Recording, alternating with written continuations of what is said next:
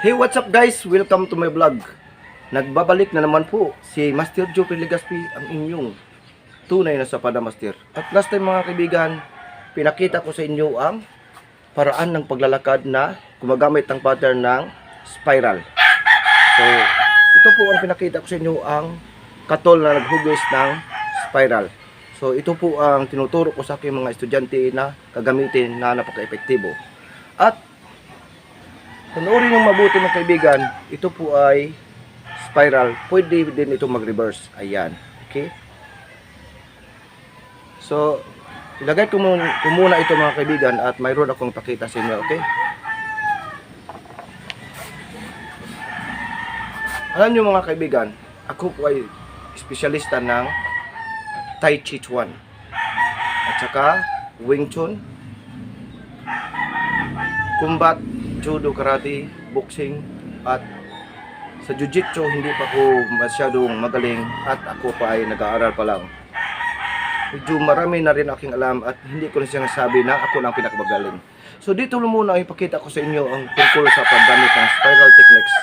At yun ay ginagamit sa paglalakad, as in walking technique. Okay? Review muna natin mga kaibigan ang ating Tai Chi technique na wave hands in the clouds.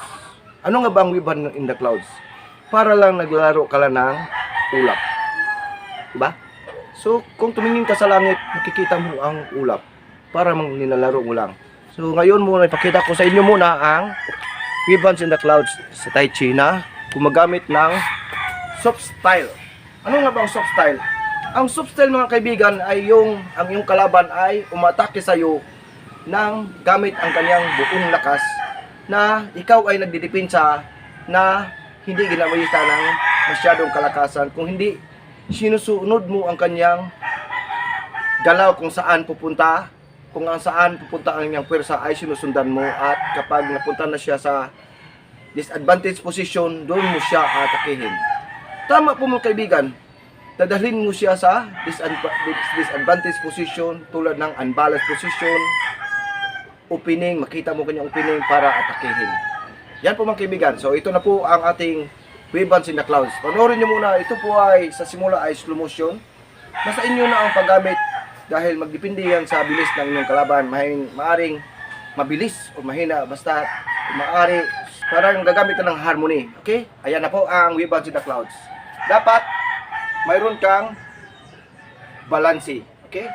Balancing at ayan po mga kaibigan, ganyan po. Taas mo lang ang kamay nyo. Ayan. Kunwari ito ang kanan, ito ang kaliwa, itas lang kamay. Tapos, harap ka sa kanan.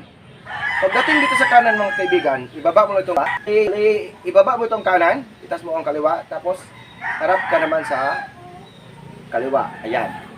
Pag harap mo na sa kaliwa mga kaibigan, ibaba mo naman itong kaliwang kamay, itas mo ang kanan, tapos harap sa kanan. Kanya lang. Subukan natin mga kaibigan. Isa. Dalawa. Tatlo. Apat. Lima. Anim. Pito. Walo. Ayan. Yan lang muna mga kaibigan. Isang paalala, tandaan nyo. Kapag ganyan ka mga kaibigan, dapat ang tingin mo nasa harapan. Hindi kapag nakaganyan ka, nakatingin ka doon sa kanan, mali po yun. Pag ganyan mga kaibigan, dapat ang mata mo nandoon. Nakatingin ka sa kalaban, okay? Ayan. Tapos kapag ganyan mga kaibigan, pinaganyan ang kamay mo, so humarap ka sa kaliwa, dapat ang mata mo ay nasa harapan dahil nakatingin ka sa kalaban. Hindi pag ganyan, tumingin ka doon, hindi mo tiningnan yung kalaban, dapat tiningnan mo yung kalaban. Ayan.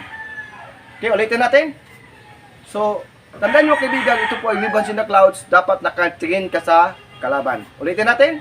Pag ganyan, isa, okay, tumingin ka sa kalaban. Ayan. Dalawa, okay. Wag, ang mali po mga kaibigan, pag ganyan, tumingin ka doon. Mali po yun dahil hindi dapat na hindi titingnan ang kalaban. Dapat titingnan mo ang iyong kalaban. Ulitin natin. Isa. Ayan, nakatingin ako dyan. Dalawa. Oh, nakatingin ako dyan dahil dyan ang kalaban. Okay, ulitin natin. Isa, dalawa, tatlo, apat. Isa namang mali mga kaibigan. Kapag ganyan, ang bigat mo ay nandito. Mali po yun. Okay? Dapat balance. Balance mo kayo pag ganyan. Yan.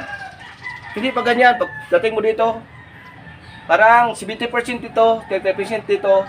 Mali po yan. Dapat balance. Ayan. Ulitin natin.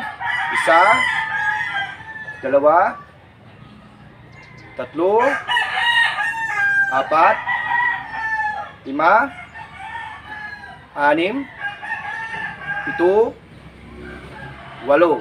Yan po. Ito po ay inaaral ko po na habang ikaw ay nag-ehersisyo, ito po ay hindi lang pang self-defense, pang health purposes din. Dahil habang nag-ehersisyo ka ay nag-absorb ka ng energy sa paligid. Ina-absorb mo ang enerhiya ng paligid. So, tatalakayin natin yan next time patungkol sa chi or aura or energy kung paano mag-absorb. Dahil habang nag-practice ka ay nag-absorb ka ng energy. Okay, paano ba ito magagamit ng kaibigan at ano ang koneksyon ng ating technique na spiral? Okay, ang kalaban ko mga kaibigan ay maramdaman niya na mahirap kang patamaan. Simpre abanti yan mga kaibigan. Kapag abanti mo ang kalaban, dapat magsimula ka ng ikutan mo ang iyong kalaban. Okay? Kapag pumunta ka na dito dahil ang abanti ang iyong kalaban, so kunwari tuwid ang kanyang mga atake. Okay, ito po ang limitasyon.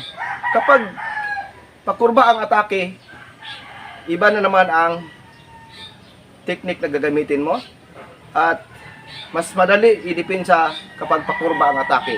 Okay? Actually, magagamit din ito sa pakurba ang atake dahil kaganyan, tulad ng hook, roundhouse kick, mas madali idepensa kaysa tuwid na atake. Okay? So, focus muna tayo sa mga tuwid na atake. Kunwari, tuwid na atake. Okay? Pag ganyan mga kaibigan, ang kalaban mo ay sumuntok ng kanan. Okay?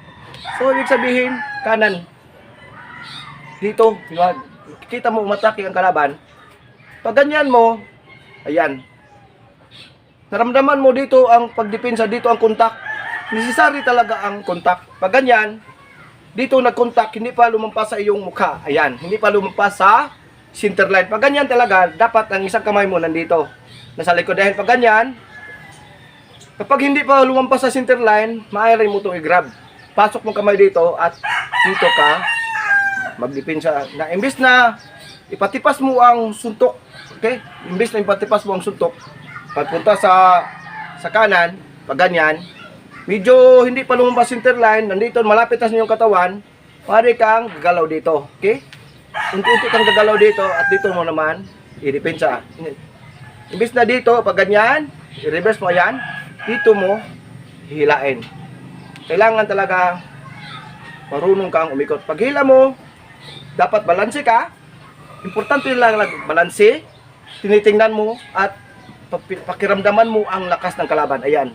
Unti-unti mong hawakan. Ingat ka dito dahil ito ay madaling mabali. Ingat ka lang dahil hindi ka gagamit ng masyadong kalakasan. Ang lakas ng kalaban ang inyong gagamitin. Pag ganyan mga kaibigan, ayan, hila. Pari mong hihilain. Ayan. So pag suntok mong kaibigan, pwede mong hilain. Siyempre, kapag ang kalaban ay matapos sumuntok, ay hilain niya. Yan ang opportunity na ibalik mo ang kanyang pwersa. Hindi ang kamay ang babalik, hindi ang kanyang, dahil ang katawan niya ay umabante. Tapos niyang hilain ang kamay niya, ang katawan niya ay madali mo siyang itulak. Ayan. Ito po ay press, parang maaaring ganyan o pwede ganyan. Suportahan ng kabilang kamay. Pag ganyan ng kaibigan, ayan, pinsa, tulak. Ayan. Okay? So, pag ganyan mga kaibigan, kung wala kang tiwala sa atake dahil takot ka gagamit na yung soft style, maaari kang gagamit ng outside block. Ayan. Yan. Pag ganyan, pag depensa mo, pag hindi masyadong, medyo matamaan ka pa rin, maaari kang iiwas. Dapat magalaw ang iyong ulo. Di ba? Kapag abutan ka, maaari kang adjust ka ng iyong distansya. Alayo ka, tapos ikot ka ng ikot. Okay?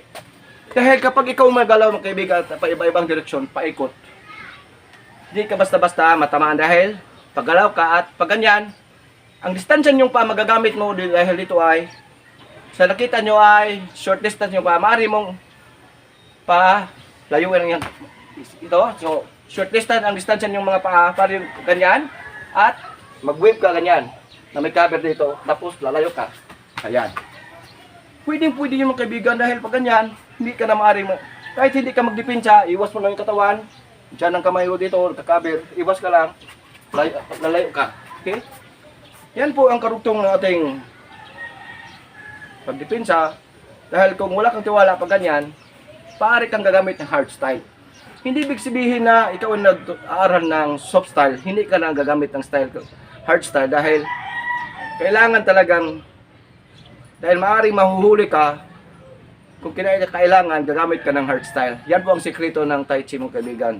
Not all the time na gagamit ka ng soft style. Kung kailangan, kung mayroong ibang paraan, gagamit ka ng hard style sa panandalian lamang. Okay? So, sana naintindihan nyo ang aking mga sinasabi at pagpatuloy natin vlogs next time ang ating pagtalakayan at sana naintindihan nyo akong sinasabi at huwag kayong mabibitin at marami pa akong ituturo sa inyo. So maraming salamat sa inyo. Ako nga pala si Chopper Legaspi, ang Sapada Master ng Pilipinas. Sa hindi pa nakasubscribe, please subscribe my channel, Sapada Master, at pakishare ng aking channel. Okay? At sana ay mayroon kayong natutunan mula sa akin. At okay, click na lang ang subscribe, like and share. At mag-comment ka kung gusto nyo. At see you next time. Bye-bye!